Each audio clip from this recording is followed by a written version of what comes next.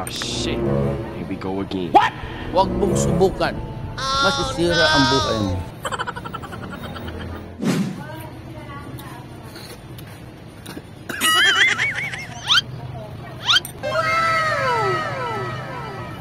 Yummy hotdog, may tome. May tome, hungry.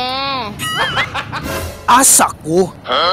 Ay, andito pala ako ngayon sa Gamboa Balot and Food Park. Kasi for today's videos, mga boss, hahab-hab na naman tayo ng mga baluts. At titikman na naman natin ang pinakamatagal ng balutan dito sa Tacurong. Located pala ito sa Malbar Street, Tacurong City. At isa sa pinaka-main landmark niya, mga busing, isa likod lang talaga ito ng Kimsan. At nakikita nyo naman, mga busing, sobrang linis at lawak ng area nila dito. At ang Gamboa Balot and Food Park, mga busing, noong 1991 pa talaga ito na-establish. So almost 34 years na itong nagbibenta ng balut. At hindi lang din balut ang binibenta